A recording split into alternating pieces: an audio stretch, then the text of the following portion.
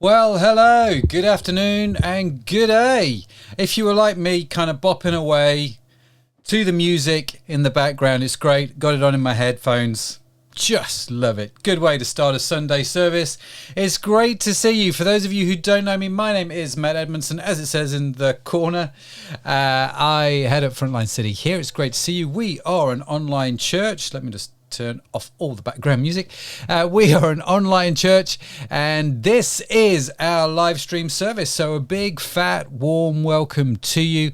It's great that you're here. If this is your first time with us, just to let you know how this all works out, I am going to show you some videos and some photos and all kinds of stuff as we go through the service today.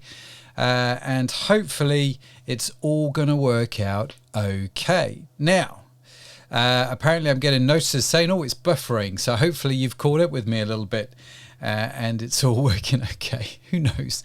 Modern technology and all that. Now, let me just run through my notice sheet here. If you don't know, like I say, if this is your first time, one of the things that we really like is the like, comment, share feature. And we love it when you like, when you comment, when you share, when you get involved. It's great when you do that. We love to see your videos. We love to see what's going on. So do like, comment and share and let us know how you're getting on. It will be great for you to do that. We've got some great stuff coming in already, actually. Let me show you. Let me bring this up here. If you can see in this corner here, this one, it's weird when the camera makes your arms go the wrong way around. Anyway, if you look in that corner there, you will see a WhatsApp number, and that's how you can connect with us. That's how you can reach out to us. And you can also comment below in the Facebook live feed. If you're not watching this live, you can still comment in the Facebook feed. You can comment on YouTube or wherever it is you're watching this. But if you are live, the WhatsApp number is how you reach us. It's how you get a hold of us. And you can do that and let us know how you're watching this and where things are up to for you guys. Already, we have had a bunch of stuff coming in. So let me show you that. And you can see what others are getting up to. Oh, I've got another message about the buffering. So hopefully this resolves itself now. Let me just do this. I wonder if it's struggling because of Dropbox in the background. Let me just do that, and hopefully that picks itself up a little bit. And let me quit that, and let me quit that, and see if that solves any of the issues that we have been having. Hopefully it does. There we go. We were just downloading a very large file from Dropbox, and I think that's what was screwing us up a little bit. So hopefully back to normal now. Okay, how are we getting on, guys? Give us a wave, give us a shout out, and let me know that you can hear me okay. That would be wonderful. I don't actually know what the lag is between me speaking and you hearing us, but hopefully it's not too bad. Now, as I said, people send their stuff in on WhatsApp, right? They send me photographs, they do it on Facebook ahead of time. How are you watching the live stream? I'd love to know, and I'd love to see it. Now, we have some photographs brought in here, which I'm just going to drag and drop onto my little screen. So this is the first one here, the infamous Matt crew. If I move over to here, look, we almost look alike. And so this is Matt eating wholesome food, apparently, getting ready for Frontline City. So that's how he's watching us at the moment. What else did we have come in here? Oh, good. Martin can hear us now. That's awesome. Oh, Sharon's sending me photos. Oh, let's have a look at this. This is how Zoe is right now. So that's cool. She's obviously doing some kind of drawing. I'm not quite sure. I want you to take note, for those of you who don't know Zoe, Zoe regularly draws, and we regularly get photos of Zoe drawing whilst the live stream's going on. But check out the new hat. This is Zoe's new hat that she's made. It's awesome. She knitted it herself. Orders can be taken now for Christmas presents. So, what else have we got? Now, the Langstons apparently have got a new member. watching the live stream. As you can see from this photo, right there in Martin's lap is a brand new puppy. Yay, that's right. They've got a new puppy. You'll see more of the puppy, I think, in the catch-up video, which is coming later. And have we got anything else here? Oh, I saw this. This was fab in the Frontline newsletter. There were baptisms this week, but carried out in the bath due to COVID. So that's cool. Congratulations to all of you guys who got baptized during the week. That is awesome to see. And I think that's all my little photographs. Right, kids, let's do your little bit now.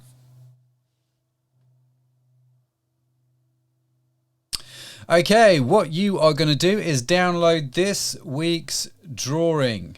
And so to do that, you just head on over to the website, which you can see here on my screen. Click on the online church service button, scroll down, and there's me, by the way. If you ever want to watch it on the website, not on Facebook, you can do it there. And kids sheets for download. Just click the sheet there, and then there you go. You can color that into your heart's content and send me a copy once you have done it. That would be great. Right, now. Oh. Sorry about that. My mouse decided to stop working. I don't know what's going on with technology today. Apparently it's not very happy. There we go. We're back. We're on fire, which is good.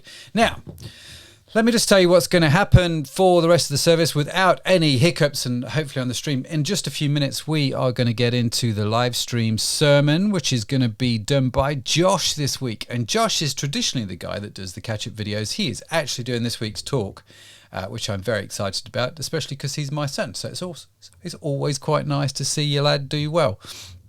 And so Josh is going to be doing the talk. After the talk, we are going to do a time of worship and contemplation type stuff after the song. And I'll explain more about that after the sermon.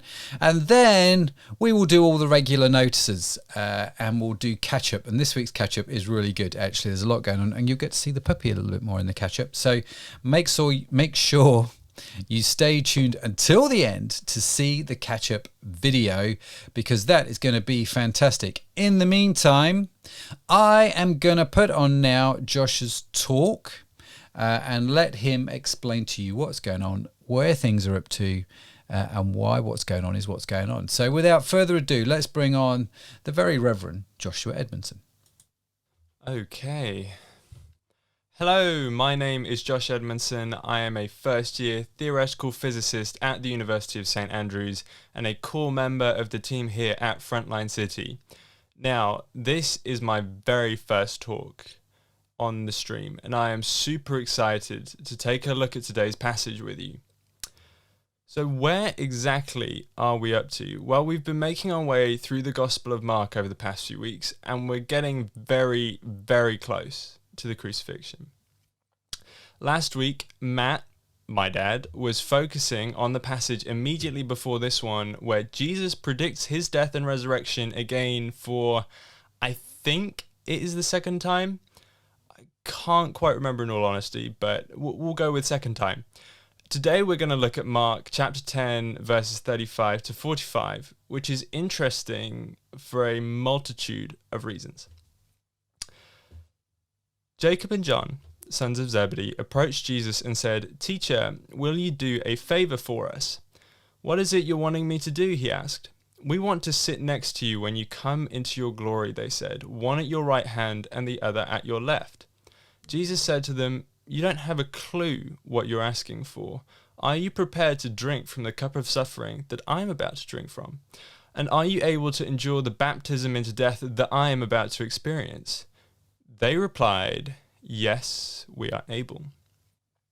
Jesus said to them, "You will certainly drink from the cup of sufferings and be immersed into my death, but to have you sit in the position of highest honor is not mine to decide. It is reserved for those whom grace has prepared them to have it." Now the other 10 disciples overheard this, and they became angry and began to criticize Jacob and John. Jesus gathered them all together and said to them, Those recognized as rulers of the people and those who are in top leadership positions rule oppressively over their subjects. But this is not the example you are to follow. You are to lead by a different model. If you want to be the greatest one, then live as one called to serve others. The path to promotion and prominence comes by having the heart of a bondslave who serves everyone.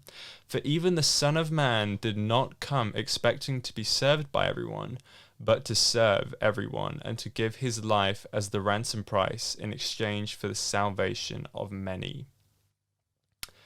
Wow, there's a lot going on in that verse, but as The Sound of Music says, let's start at the very beginning, for it is a very good place to start.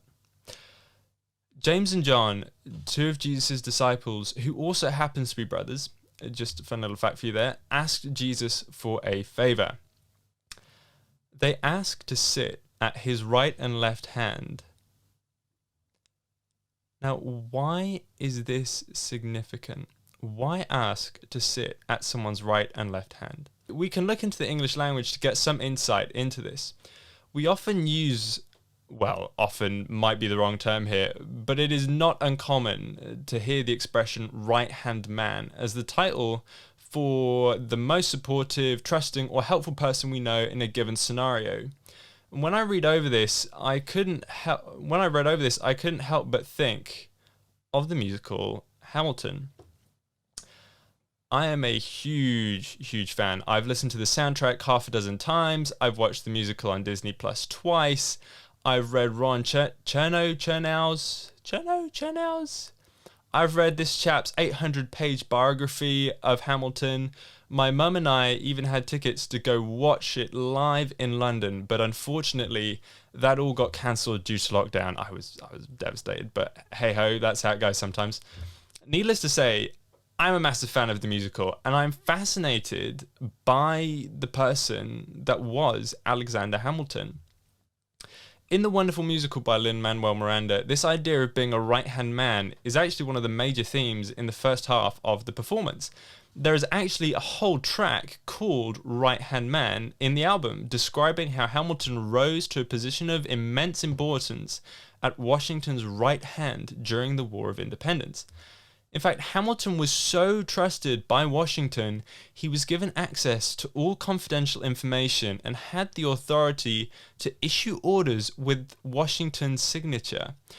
Not only that, but, and I'm quoting Chernow's book here, Hamilton rode with the general in combat, cantered off on diplomatic missions, dealt with bullheaded generals, sorted through intelligence, interrogated deserters, and negotiated prisoner exchanges. We can quite clearly see here that Hamilton had a massive influence on the War of Independence and the founding of the USA. That's not even touching on the stuff he managed to accomplish after the war because of his familiarity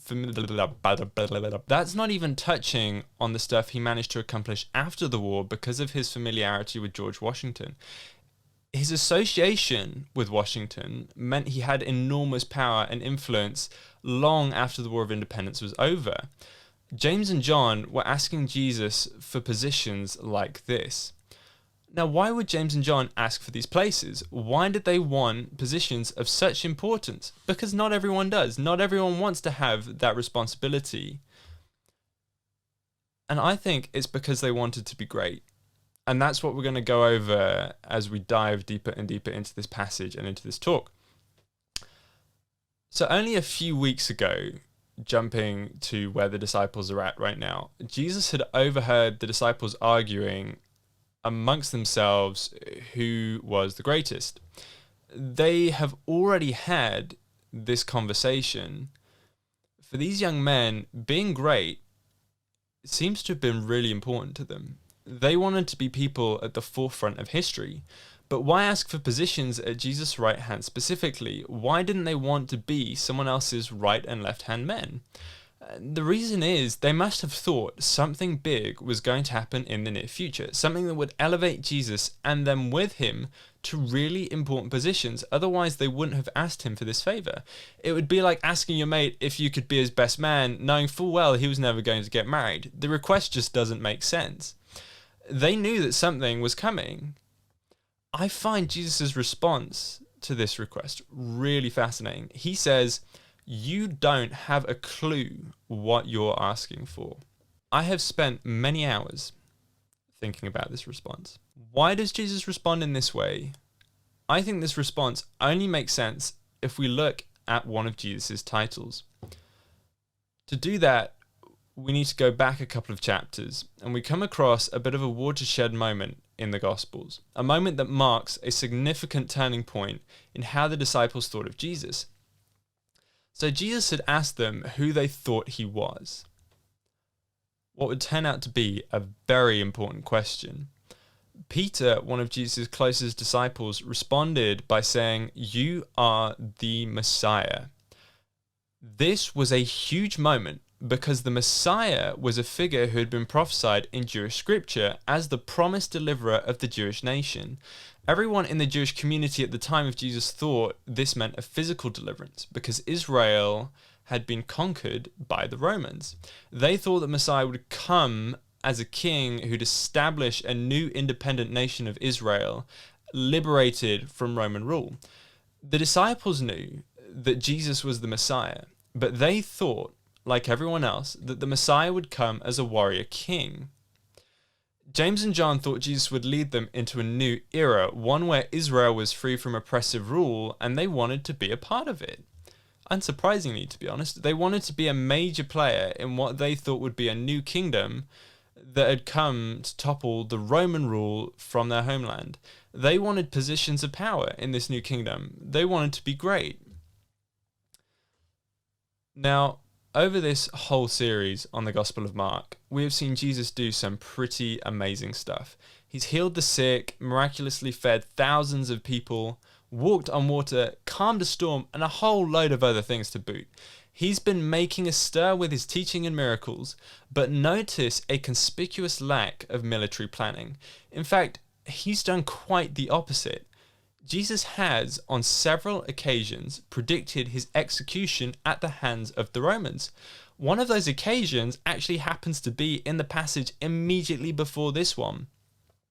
I don't know about you, but if the Messiah is supposed to be a warrior king that would crush the enemies of Israel, I would not expect him to frequently talk about his imminent execution at the hands of the enemies before any fighting has even begun. James and John, along with the other disciples, hadn't yet clocked onto the fact that Jesus had come to save Israel, but not by military means.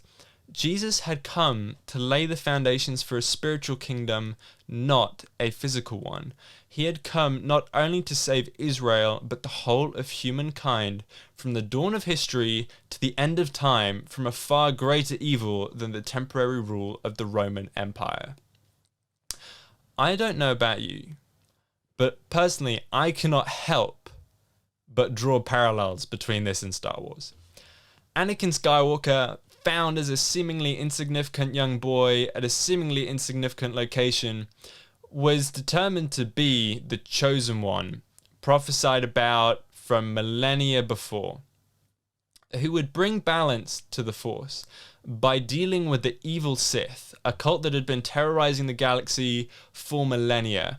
The Jedi all thought that he, the chosen one, would finally resolve this conflict, finally restore balance between the light and the dark by taking arms against the Sith to destroy them once and for all.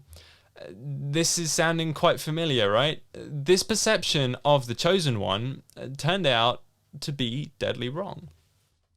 In a tragic turn of events, and honestly, every time I watch Star Wars Episode 3, Order 66, gets me every time. It makes me sad just thinking about it now. But anyway, it's okay. I'll push through. In a turn of tragic events, Anakin Skywalker, for all intents and purposes, died at the hand of the Sith he became, Darth Vader. It was over 20 years later when Anakin finally rose again with the help of Luke Skywalker and dealt the mortal blow not only to his evil alter ego, but to the Sith as well. Not by military might. Notice this, he did not overthrow evil by military might, but rather by sacrificing himself to save his son. This analogy doesn't work quite so well if we go into sequel territory, so I'm just going to end it there, and we'll get back to the gospel now. Oh gosh, just lost my place. The disciples thought they were asking for prominent roles in an uprising and future kingdom that would overthrow the Roman Empire, just as the Jedi thought the Chosen One would obliterate the evil Sith through war. Neither the Jedi nor the disciples fully understood the role and nature of their prophesied saviors. Both the Jedi and the disciples thought they would be saved through a long and bloody conflict, but both in the end were ultimately saved by service and sacrifice.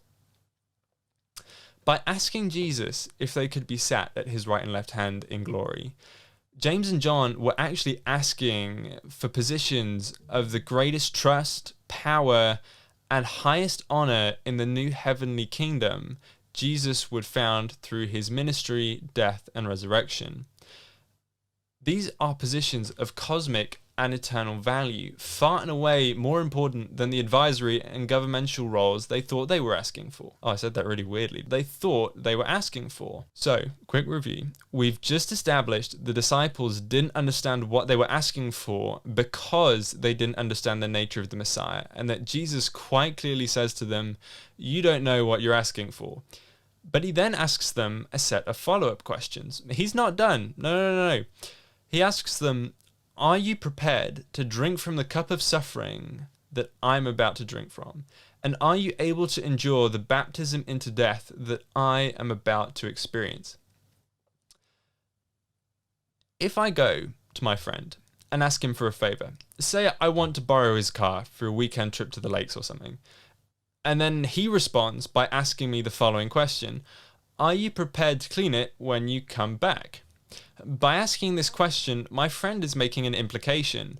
He's implying that if he were to agree to granting me this favor, one of the conditions would be that I would have to clean his car when I got back. The likelihood of him granting me this favor depends almost exclusively on my response to this question. If my answer is, "Sure, I can clean your car when I get back," then the chances of my friend letting me borrow his car are going to be much, much greater than if I say, "No, there's no way I'm going to clean your car."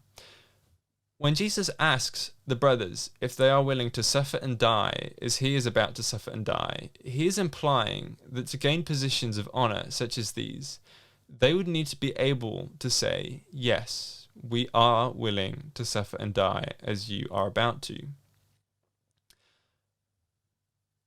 Now, James and John's response has kind of always caught me off guard. James and John both shoot back a really easy yes to both these questions. Yeah, we can suffer as you're about to, and we can die as you're about to. Yeah, no worries, Jesus, we've got that covered. Now, when I first read through this passage, I thought the reason they could give such an easy response was because they were full of bravado, as young men are wont to be, and I should know I am just such a young man. And I also thought they must have completely disregarded what Jesus was about to do for them to make so light of it. They've just completely ignored the fact that whatever Jesus is about to go through is the most agonizing event in human history. Obviously, they don't have the benefit of hindsight to help them out, but Jesus had been hinting not so subtly at what he was about to go through. But the more I've thought about it, I've become less sure that the disciples did this to intentionally or even unintentionally make light of Jesus' sacrifice. If we slip back into the mindset of the time, then Jesus was supposed to be, or at least according to the disciples, he was supposed to be a warrior king of legendary ability. He was supposed to, according to the disciples, free the people of Israel, James and John's people, from Roman rule. If you were to ask this man, a guy you thought was the champion of your nation and a future king, for positions at his right hand in this glorious new nation, I imagine you would actually have to be prepared to fight tooth and nail to make this kingdom a reality. You would genuinely have to be prepared to suffer and, if necessary, lay down your life for the sake of this cause. The same way figures such as Alexander Hamilton were willing to die for the hope of starting a new nation. Anyone that fights in a war has to be willing to suffer and die for the ideal for which they went to war. It actually wouldn't have made sense for James and John to ask for these positions if they didn't feel they were willing to risk it all for the cause. They could answer this question so easily, not because they made light of what Jesus was about to do, but rather because they didn't understand what he was about to do. And that's a really important difference. The disciples were prepared to fight their foes, whereas Jesus was prepared to die for them. And that was the fundamental misunderstanding in this passage. Now, Jesus does not belittle their misplaced zeal, which I just think is wonderful. It's so cool that he doesn't just turn around and go, oh, you're a bunch of idiots. You've not been listening to anything I've said, blah, blah, blah, blah. Rather, he just talks to them straight. He tells them that they will suffer and die as he will. But regardless of this, it is not his place to decide who sits at his right and left. That right, pun not intended, belongs to God the Father. James and John return to the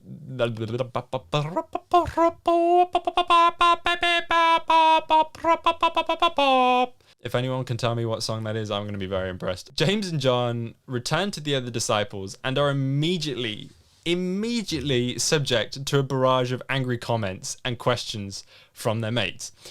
Why were the other disciples so angry? Well, to be honest, I don't think it takes a rocket scientist to kind of figure this out. It's because they all had the same ambitions and aspirations. Jesus was going to establish a new Israel, and all of them, understandably, wanted to be big players in this new kingdom. They were angry because James and John had just tried to outflank the rest of them in the bid to be the greatest among them, harking back to their argument a few weeks before. This was the second time that the disciples had had some kind of argument over greatness. Now, Jesus, hearing all the angry chatter, goes over, as you do. Now, the scenario my brain comes up with goes a little something like this. I would imagine this to be similar to when the teacher leaves the classroom at school and the class dissolves into anarchy. There's shouting, there's screaming, and just general all-round chaos. And then the teacher comes back in. All the students suddenly freeze as the teacher takes stock of the situation before shouting at all of them to stop behaving like animals. That's kind of what you might expect, or at least what I might expect Jesus to do as he wanders into this group of bickering disciples. It turns out that I would be very much mistaken. Jesus walks into this argument, but he does not tell them off for wanting to be great. Rather, he tells them how to achieve greatness. If I were to paraphrase the next few verses, it would go something like this. You want to be great. You want to be a leader. You want to be given a position of authority. Let me clear a few things up. The examples of leaders you see in the world all around you, those people who want to be great because it allows them to boss people around, are all wrong. You are not to follow their example. They think greatness is up in the sky somewhere and try to get as close to it as possible by climbing over anyone who would stand in their way. What they don't realize is that greatness is down here somewhere, close to the dusty, dirty floor, and the only way to see it is to stoop. You want to be elevated to a position of honor, then lower yourself to the place of a servant. Follow my example, because that is exactly what I have come to do.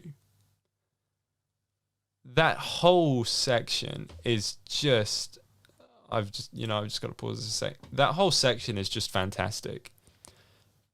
Jesus quickly gets rid of any false images of leadership the disciples have. He quickly talks to all of them and says, look, if you want to be great, that's excellent. But the way you think you have to go about doing it is not correct. The way other people, particularly those in these leadership positions who lord their authority over other people, are not good examples to follow. You know who is a good example? I am. The God who created the world, who created you, is willing to come down and to serve. And I just find that it's just incredible. I don't know anything else quite like it, to be perfectly honest. So Jesus has just made the claim that to be great, you have to serve. And you know what the crazy thing is? I think he's right. Take your parents, for example. What makes for a great parent? Are great parents great because they're highly intelligent? Because they're rich? Because they're famous? I wouldn't say so. I wouldn't be fussed if my dad was the most intelligent man in history if he then reminded me of my inferior intellect every day. Great parents are willing to sacrifice for the good of their kids. That's what makes a parent great. It's being able to put the needs of their kids in front of their own aspirations. Another good example to look to, well, some of you are going to argue this point over whether they're a good example or not, but that actually ties in really nicely, are politicians. We elect these people to positions of power as representatives whose job it is to present and advocate the interests of the people who have elected them. That's the whole point of an MP or actually I don't feel I know the American system of government well enough to actually then go and talk about it. So I'm just going to not talk about the Senate or Congress, just glossing right over that and pretend that never happened. But anyway, the job of politicians over here in the UK, I honestly have no idea how the system works in America, but in the UK, their job is to serve. And we get angry and frustrated when our leaders pursue their own agendas over the people they have promised to serve. In fact, this idea of seeking to serve others is such an integral part of our leadership system. This prayer, or at least this snippet is from a prayer that is prayed in the House of Commons before each session. May they never lead the nation wrongly through love of power, desire to please, or unworthy ideals, but laying aside all private interests and prejudices, keep in mind their responsibility to seek to improve the condition of all humanity, or all mankind, sorry. Service is so important. Perhaps my favorite example, though, of the lot, of why service is directly linked to greatness, is none other than the legendary Samwise Gamgee from The Lord of the Rings. Now, for those of you who have never read or watched The Lord of the Rings, you should definitely do so. They're amazing. Watch the film. You know what? Pause this video, go watch the movies or read the book, and then come back. And the context will help enormously. I have done my best to try and create like a little outline, but it's not perfect. Anyway, the story of The Lord of the Rings follows a Mr. Frodo Baggins, a rather ordinary fellow on a quest of epic proportion as he is thrust from his quiet life when he comes into the possession of the One Ring. This ring is an object of intense evil that slowly corrupts those who carry it. If the antagonist of the story, Sauron, gets hold of this ring, the world will fall into darkness and all good things will come to an end. So they are very, very high stakes. Classic high fantasy. Samwise, our dear friend, is Frodo's trusty gardener who ends up accompanying him on his journey to Mount Doom, a volcano in the heart of enemy territory, as it is the one place the ring can actually be destroyed. This is their one wing condition. They have to destroy the wing. Oh gosh. Let's try that again. They have to destroy the ring to save the world. There's no other way they can do it. And Samwise is not your typical hero. He's thrust into this adventure with Frodo, but he has no obligation to carry on. And I think that's a really interesting point. Most heroes in a tale, generally, if they don't step up, if they don't do it, no one else will. Frodo is that hero in this story because the ring kind of falls onto him and he's thrust into this crazy, crazy adventure with wizards and elves and dwarves. Instead of just spending, his life in his comfortable little house, Samwise has no obligation to go with Frodo past the first hurdle. He never has to leave the Shire, but he does so. He does. And that is the incredible thing. Sam stuck with Frodo through thick and thin. He always made sure they had enough food. He carried the brunt of the equipment Frodo and he needed during their travels to make the burden of the ring as easy for Frodo to carry as possible. Sam did all the thankless but vitally important tasks to make sure Frodo would reach his destination alive. He saved Frodo's life on multiple occasions. He then willingly took up the burden of the corrupting Ring of Power when he thought his dear friend Frodo had been slain. He then rescued Frodo from a fortress in the middle of enemy territory when he found out he was still alive, and he gladly gave up the ring. He's the only character in the whole story who willingly and easily, well, not the only one who willingly gives up the ring, Bilbo also does, but he is the only one that gives up the ring without hesitation. One of the best moments in cinematic history occurs in the third Lord of the Rings film. Frodo and Sam are trudging up Mount Doom. Their quest is almost completed. By this point, they don't think they're going to make it back. The enemy is onto them. They know that their time is limited. And halfway up the mountain, Frodo collapses with exhaustion and from the weight of this burden he's carrying. Sam looks at his fallen friend, who's struggling on the ground, and he says the timeless line, "I can't carry it for you, Mr. Frodo, but I can carry you." Sam, wonderful, wonderful Sam, bends over and picks up Frodo and carries him the rest of the way up this active volcano so that Frodo can finish what he started. Sam, dear wonderful Sam, is considered by many to be the true hero of The Lord of the Rings. Why? Because he served. He was always there when Frodo needed him. He did what he thought was right and necessary for the good of the world, even though it meant risking his life in the evilest places of Middle-earth. Without Sam, the simple gardener who just wanted to serve his friend, good would have perished. Service does not always have to involve great sacrifices. It doesn't have to be about epic quests to kill a dragon, or to throw a ring into a volcano, or to start a new nation.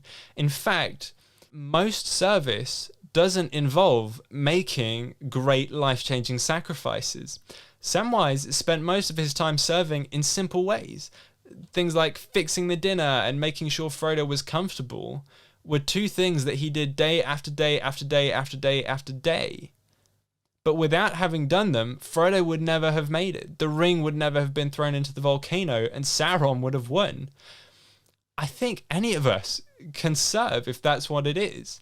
Anyone can fix someone else's dinner. Anyone can wash the dishes for someone else, do the laundry for someone else, give up time for someone else, give up money for someone else. It's not that hard. But we often overcomplicate it and make serving out to be this grand ideal that, you know, we'll do when it counts. When it counts, we can make the big sacrifices.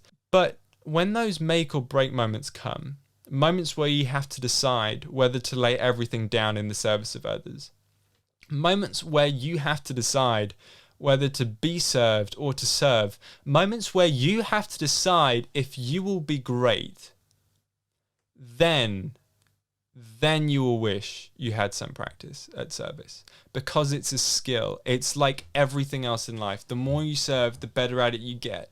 And you know what? Serving sucks sometimes. I know plenty of experiences where even doing something simple like doing the dishes for someone else or helping out at youth group or whatever seems like the biggest task in the world right in that moment. And you know what?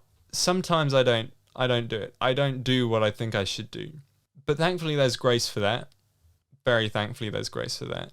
But service doesn't always have to be about how you feel. Sometimes serving requires you to just grit your teeth and do something. And I've often found that when you have that mentality of serving regardless and gritting your teeth and starting, my mood and how I'm thinking, how I'm feeling is then influenced by my service, not the other way around. So I hope you have found some pearls of wisdom throughout all this. I hope my expose on this passage has been enlightening in some way. And I encourage you to go back now and think about what it means to you to be great, whether you agree that to be great, you have to serve, and whether there's a direct correlation between the two of them. But that's it from me for now. I will see you in just a few moments when we hit the catch-up video. I think there's going to be some worship first, but have an excellent 10 minutes. See you in a second. Okay, wasn't that fantastic? Thanks, Josh, for doing that. And Josh is right. He will be back again very, very shortly with the catch-up video. You've got all the Edmondsons today. You know what? It takes a lot of time to put these talks together, and Josh has put a lot of time into doing that. So give Josh the love and say thanks to him. I really, really enjoyed that. There were some references that I couldn't follow, not going to lie. But there were some references that I could, and that was cool. So what we're going to do now is we are going to enter a small time of worship. Now, what we do here, if you're new to the live stream, is I'm just going to play a song.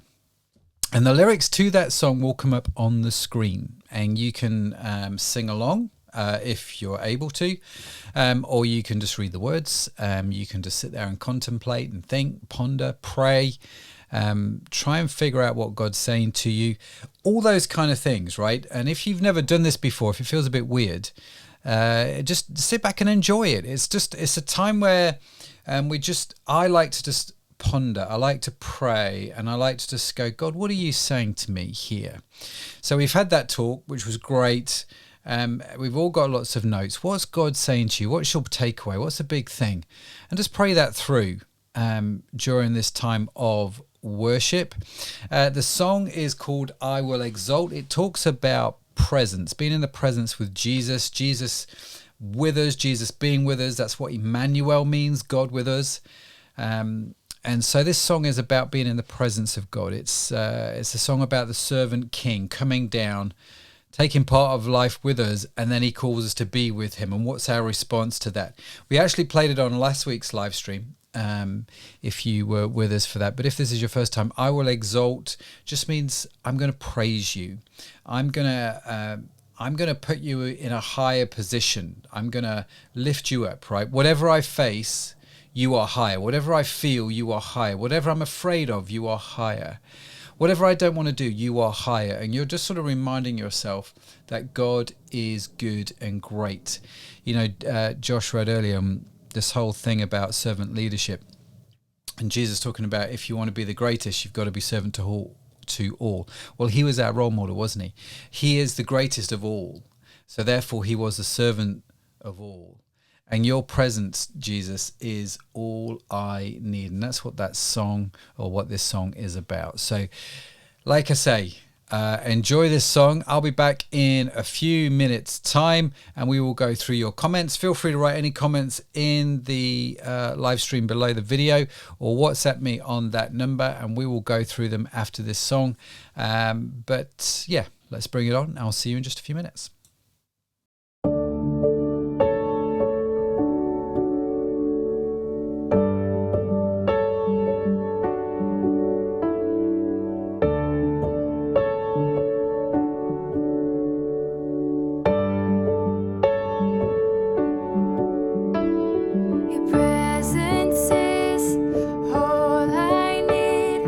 All I want, all I seek, and without it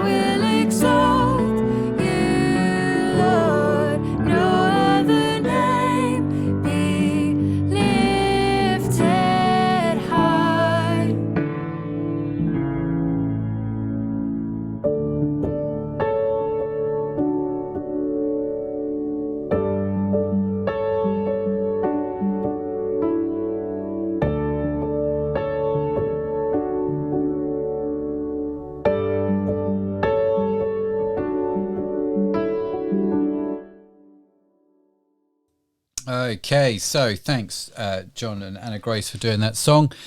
I will exalt you, no other name except for yours. You know, God, you be lifted high in my life. And so that's how I almost wonder if that's the key to servanthood, to being a servant, is to understand actually it's not about me, it's about God and what God says, and putting him first in life.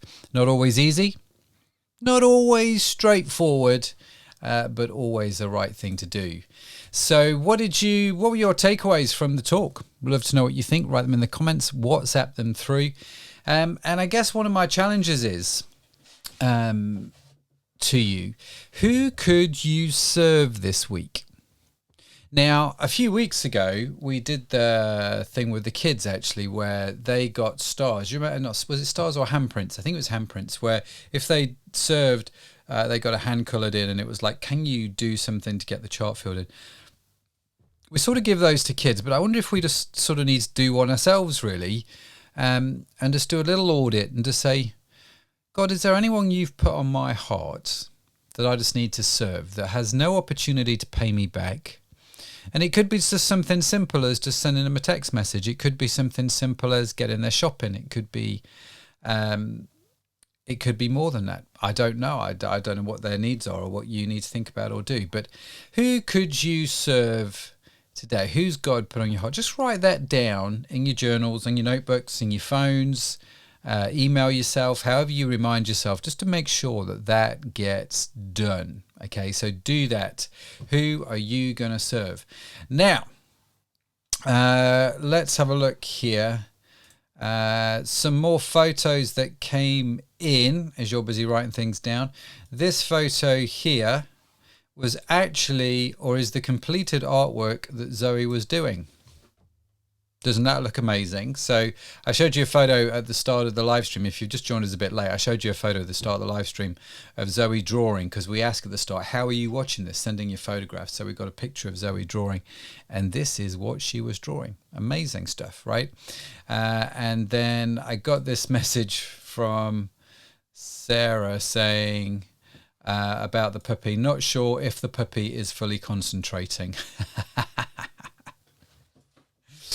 Yeah, cute little doggy. We're looking forward to seeing that dog and meeting the puppy. So I'm not sure when we can do that, but let's definitely do that soon. Right. Shall we get Josh back on the screen? Without further ado, let's do catch up, which is fast becoming one of my favourite parts of the live stream. I'm not going to lie. It's good to see what you guys have been up to. Let's get Josh back to explain it all. Hello and welcome to this week's Sunday Catch Up.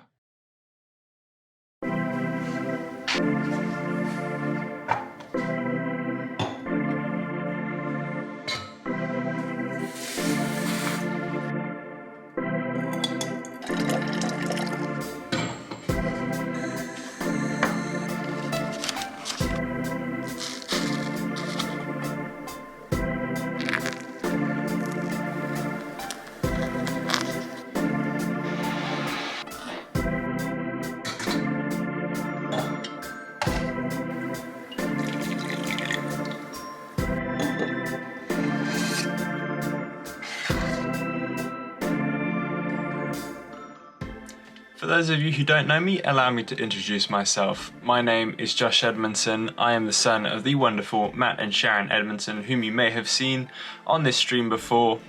I am a first year student at the University of St Andrews. In fact, I am leaving to go up to Scotland on the Friday coming up to study theoretical physics. So there's a little bit about me, just in case you wanted to know. For those of you that haven't watched this stream before, this catch-up segment is the part of the video where we get to look at what other people in the community have been up to during the week. My sister always tells me off for slurping my drink. Always, all the time. But I don't know, I don't think it's quite half as satisfying if you don't slurp. Do you agree with me? Put your thoughts in the comments to this stream.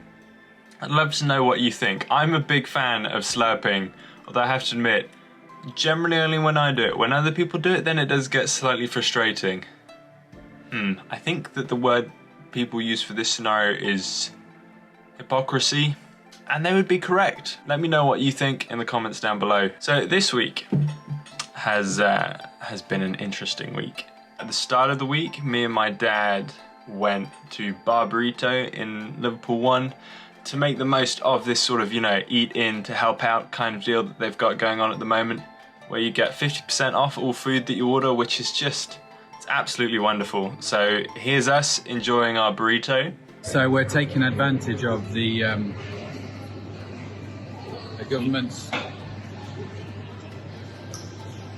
There are, of course, other restaurants which you can eat at, but this one is a particular family favourite. It is. It really is. No, it's wonderful. If you have the opportunity, Barburrito, half price, it's amazing. And we're open for any sponsorship deals from any of the restaurants in Liverpool. Yeah. It is a fantastic place to eat. So if you're looking for somewhere to grab lunch in Liverpool 1, recommend Barburrito to you any day of the week. Now, that was the exciting and fun part of my week. A lot of this week has actually just been taken up with paperwork. Oh yes. I mentioned this last week that apparently moving away requires you to fill out a lot of forms. A lot of my week has been spent jumping through hoops, so to speak. I have also recorded and filmed a preach this week. I hope you enjoyed it. I hope you got something meaningful out of it as well. Now, onto the much more exciting affairs of other people. Hi guys, it's Abby here. I'm on my way down to London, but I've stopped off in Birmingham to have a little snoop at my uni accommodation, which I'm going to move to in a few weeks. So I feel like I'm being a little spy, but this is the kitchen and just looking around. So this is so exciting.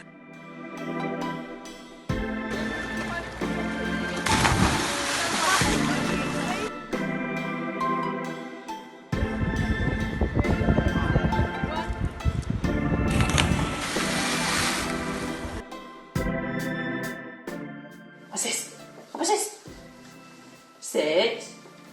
Good boy. Good boy. Well, fantastic. Thank you to everyone who sent in a video. I always love watching what everyone else has been up to. Please send me your videos to the WhatsApp number that you've seen throughout the service. I'm sure my dad will point it out in a second. I love watching what you guys get up to. It's always really fun to see what other people have been doing throughout the week, because I have to live with myself 24/7. I kind of get used to what I do, but it's always interesting and exciting and new to watch what other people are doing. So please do send those videos, even if it's nothing super exciting, if it's just a video of you cleaning your bathroom. That's all from me. Thank you very much for watching the catch-up video. I hope you've had an opportunity to see what other people have been getting up to. I hope you've enjoyed it, and I will catch you next time from St. Andrews.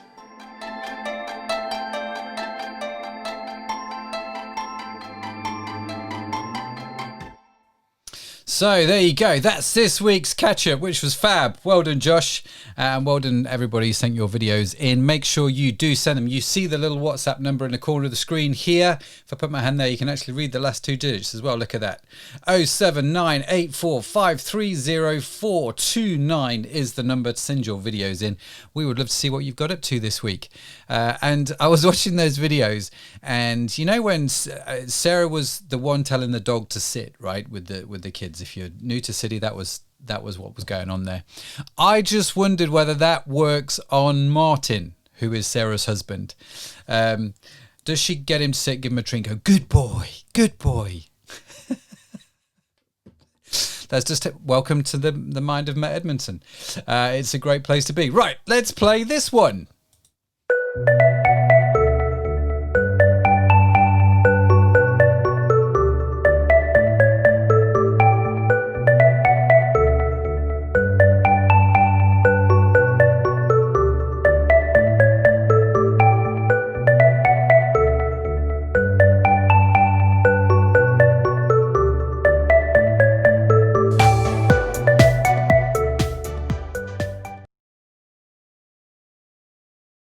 Not quite sure why I went back to the countdown then.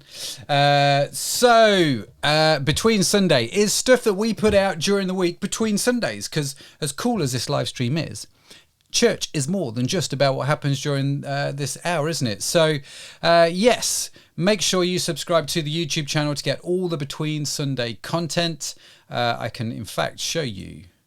This is what it looks like. If you go to YouTube and follow the links from the website, we have How to Encourage Someone Going Through a Hard Time, which was just released. You can check that out and get involved in that. Martin's just sent me a text calling me a little chuffer. I'm not even sure if I'm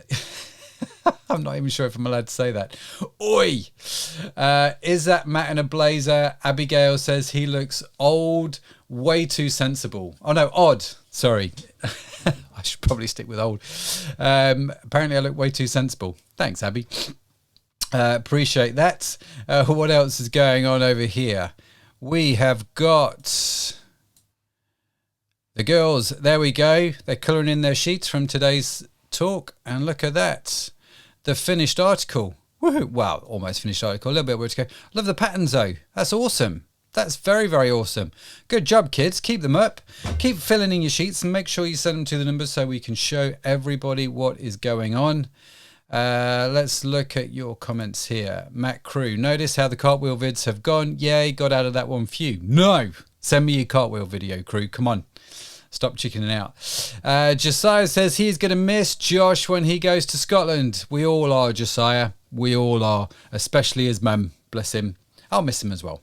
But he's going to still want to do the catch-up video, so we'll still see him every week in the videos. Hilarious tech errors this week. I don't think so. We've got Matt Cox on there, which is cool. Matt, great you could join us. Love the fact so many new people have come in today. And so welcome to you if you've been watching the show. It's been a great show. Live streams, not a show. The trouble is I do a show, and so I keep getting phrases mixed up in my head. This is the service live stream. It's not the show. The show I do is all about online e-commerce because, you know, I run my own business and that's what we do and it's fun. This is a church live stream, which is obviously not a show. I think I've made my point. Anyway, I hope you've enjoyed this week's live stream. / not a show. I hope you've got something out of it. I hope you enjoyed Josh's talk.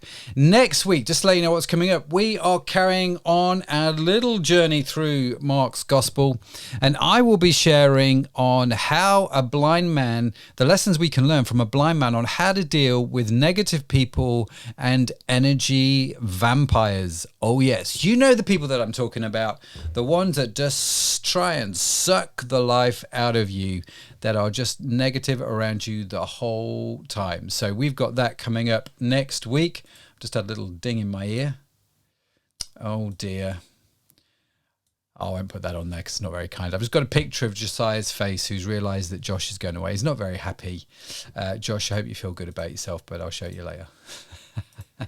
It'll be all right, Josiah. It'll be all right. He'll be back in just a few weeks' time, and time will go very, very quickly. So just to clear up a few things, there is no Zoom meeting this week. We will resume Zoom calls again either next week or the week after, possibly not next week because we will be taking Josh to uni next weekend. And so not sure where the live stream is going to be coming from, but we'll be doing a live stream here at 4 p.m. on Facebook Live. So do make sure you check that out. Make sure you like the Facebook page. You can head on over to the website, put in your name and email address, and we will send you a newsletter out once a week, just letting you know what's going on, when the lives are going to happen, and so you know what's going on. We don't spam you, but you can stay in touch with us through email or through WhatsApp. Whatever your preference is, we don't mind. We're kind of easy like that. Just connect with us so you know what's going on. It'd be great to see you back here again next week at 4 p.m. And we're going to have a big time again next week. So, man, these hours together fly by at 1,000,000 miles an hour. Wherever you are, whatever you guys are doing, as Matt says, love you guys. We will see you next week. Have a fantastic week. God bless you. Peace be the journey. And we will see you very, very soon. Bye for now.